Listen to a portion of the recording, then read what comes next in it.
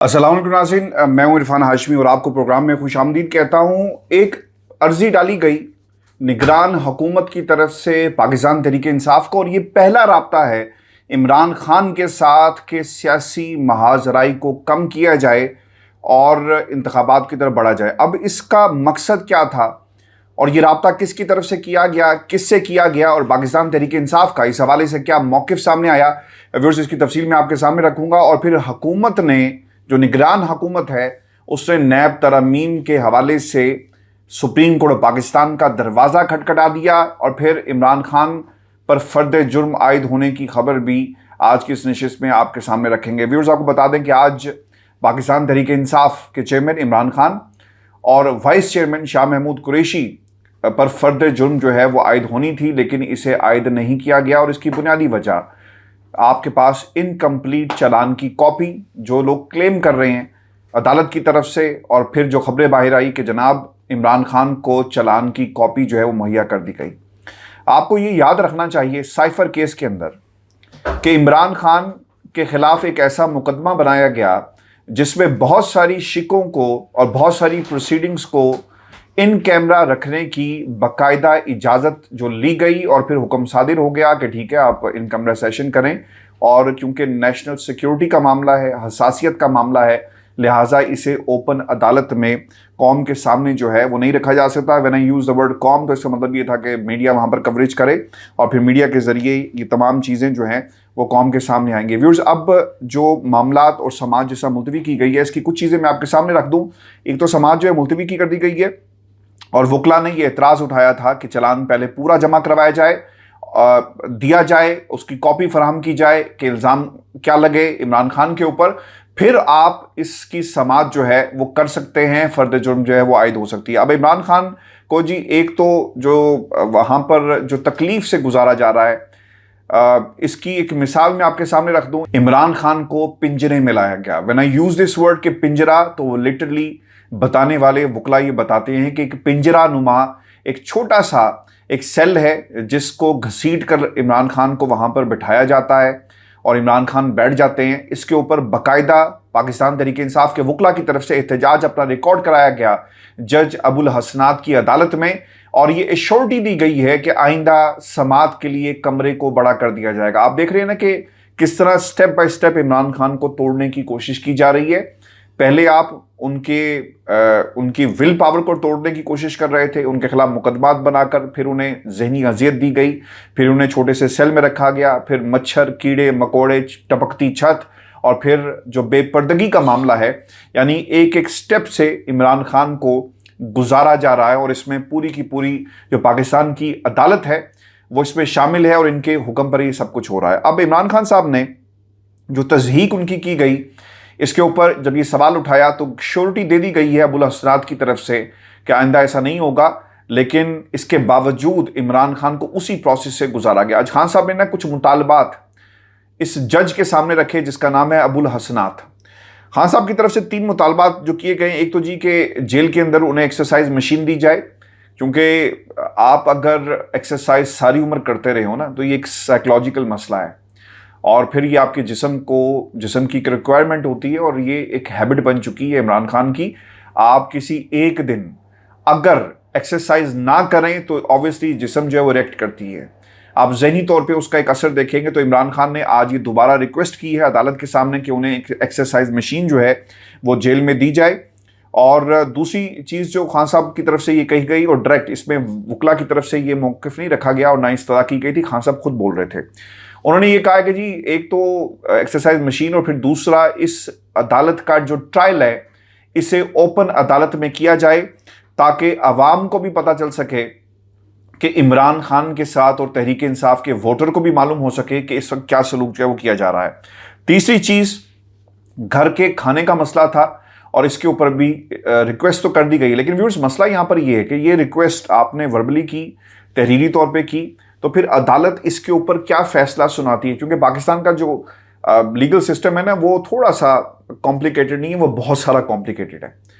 गुंजलें जो हमको बहुत सारी नज़र आएंगी अदालती निज़ाम के अंदर। आपको याद होगा बुशरा बीबी ने इस्लामाबाद हाई कोर्ट में दरख्वास्त दायर की थी कि घर का खाना वहाँ से भी फैसला नहीं आया, खामोशी है, कोई फैसला जज साहब नहीं देते। अब ये मामला सारे के सारे उठाकर ट्रायल कोर्ट के हवाले कर दिए गए हैं, जिसके ऊपर अब ट्रायल कोर्ट क्या फैसला देती है इस पर इंतज़ार फरमाई का बोर्ड जो है वो लगा हुआ है। इमरान खान के ने जो अपने वकला हैं उनको जी एक हदायत ये भी जारी की है कि जो फैसला इस्लामाबाद हाई कोर्ट के आमिर फारूक की अदालत से आया, अब इस फैसले को सुप्रीम कोर्ट पाकिस्तान में चैलेंज किया जाए। आमतौर पे होता ही है कि जब कोई फैसला अदालत की तरफ से, यानी छोटी अदालत की तरफ से, हाई कोर्ट भी एक एपेलेट ट्रिब्यूनल है, जब इनकी तरफ से आ जाए तो फिर उसे या तो फिर इंट्रा कोर्ट अपील में लेकर जाते हैं या फिर उससे बड़ी अदालत के अंदर। छोटी अदालत का फैसला चैलेंज करेंगे हाई कोर्ट के अंदर। अगर हाई कोर्ट के सिंगल बेंच का फैसला आप उसे इत्तफाक नहीं करते तो फिर आप उसे डीबी में यानी इंट्रा कोर्ट अपील के अंदर लेके जा सकते हैं। और अगर आप इंट्रा कोर्ट अपील में भी ना जाना चाहें तो आप इसे डायरेक्ट भी सुप्रीम कोर्ट ऑफ पाकिस्तान के अंदर लेके जा सकते हैं। अब देखना ये होगा कि Imran Khan intra court appeal के लिए जाएंगे। अगर आप इंट्रा कोर्ट अपील के लिए गए तो वहाँ इस्लामाबाद हाई कोर्ट में आमिर फारूक साहब नहीं, मर्जी के जजों को बिठाना है और फिर उस पर फैसला सुनाया जाएगा। तो लिहाजा अब सुप्रीम कोर्ट ऑफ पाकिस्तान का डायरेक्ट दरवाज़ा खटखटाना है या फिर दो लोगों को यानी दो बेंच, डिवीजनल बेंच के सामने जाएंगे। अब इसके लिए इमरान खान ने हदायत जारी कर दी है कि सलमान अकरम राजा साहब जो हैं उन्हें बाकायदा तौर पर एंगेज कर लिया जाए और उन्हें अब वकील जो है इस मामले पे मुकर्रर करने का हदायतनामा इमरान खान साहब की तरफ से जारी कर दिया गया। अगर सुप्रीम कोर्ट गए तो क्या होगा? काजी साहब बैठे हुए हैं जी, और क्या होगा? काजी साहब वहाँ पर बैठकर फैसला कर सकते हैं। काजी साहब को लाइव अदालतें दिखाने का बहुत शौक है। काजी साहब इस बात का फैसला करें कि साइफर केस की ओपन कोर्ट ट्रायल हियरिंग होनी चाहिए या नहीं होनी चाहिए। अब ऐसा लगता है कि वहाँ से फैसला वही आएगा जो कुछ लोग चाहते हैं और साइफर केस फैसले पे यानी ओपन कोर्ट ट्रायल के हवाले से काजी की अदालत जिस जज के सामने भी से मुकर्रर करेगी वो नोटिस करेंगे। वजारत दाखिला को नोटिस होगा, वजारत कानून को, वजारत दिफा को, हुकूमत, निगरान हुकूमत, प्रोसिक्यूशन, सबसे जवाब तलब किया जाएगा कि यार उस साइफर के अंदर ऐसा क्या है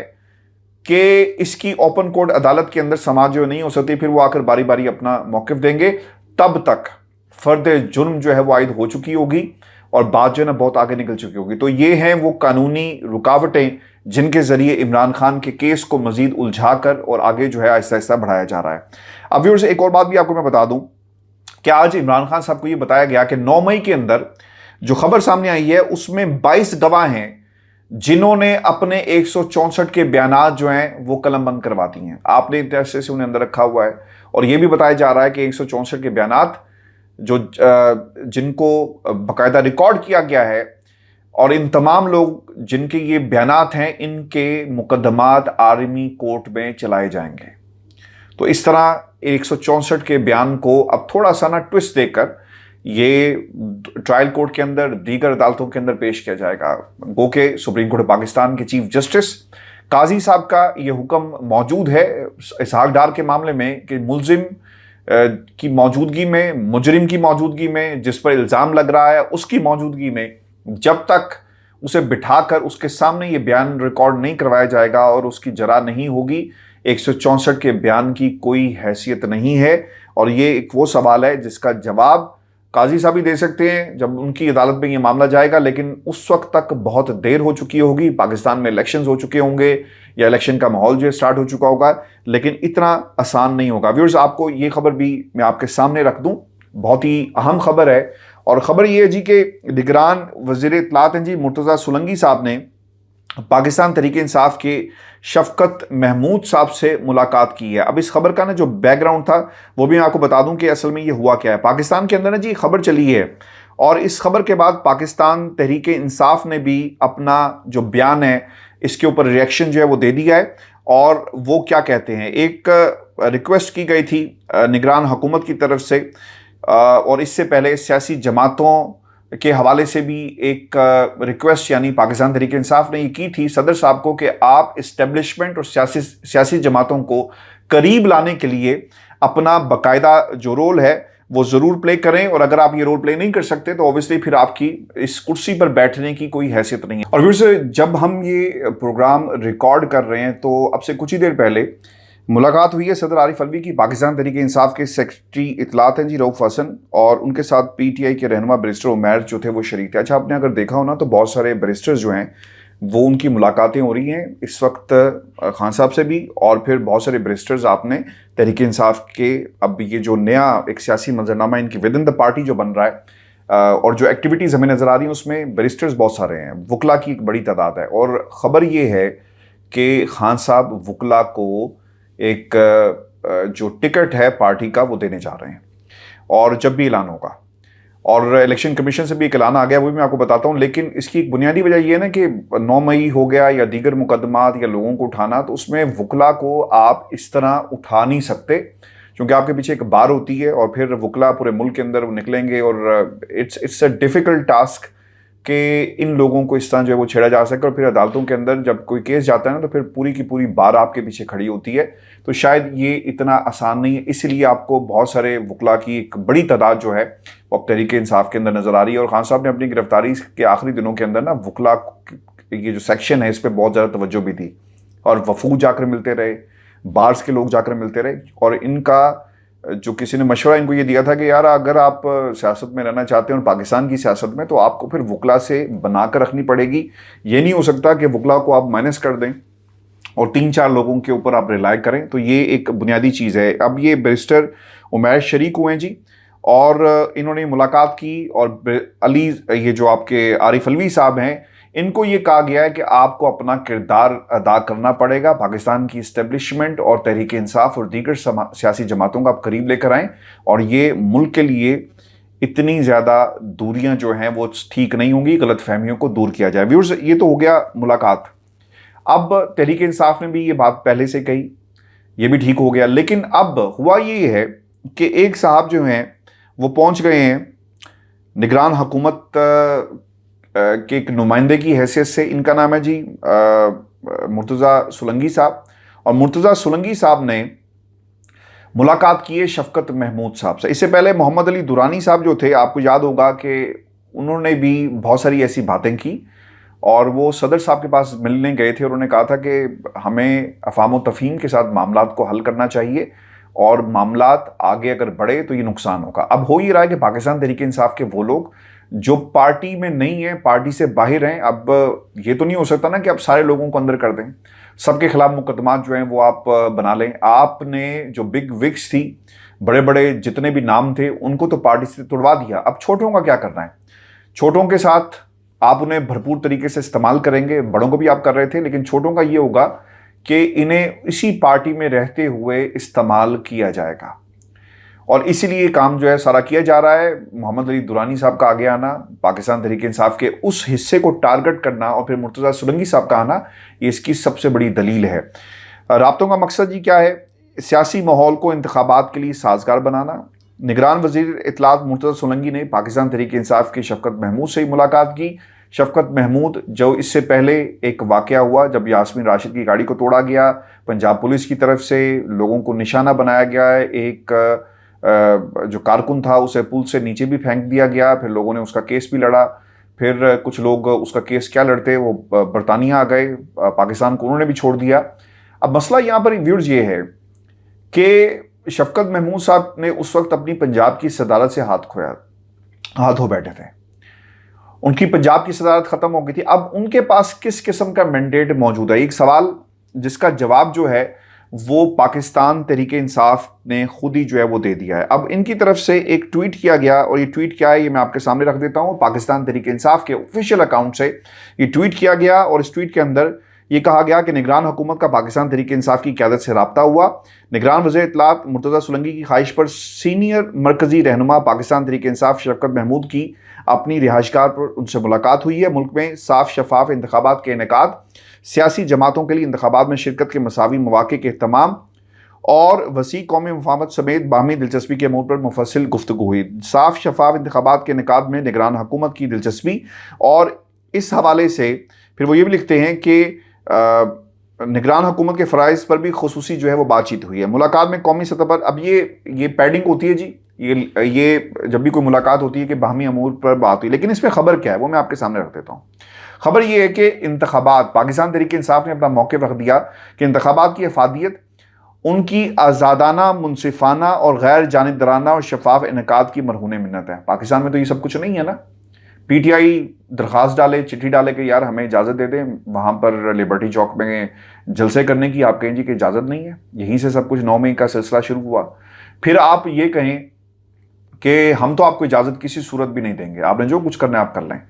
پاکستان تحریک انصاف یہ معاملہ عدالت اٹھا کے لے کے جاتی ہے، 72 گھنٹے چھوڑ کر کئی گھنٹے گزر گئے، وہاں سے بھی کوئی خیر کی خبر نہیں آئی، اور وہ کامران صاحب جو تھے وہ بھی ایک طرح سے بیٹھ گئے یا بٹھا دیے گئے۔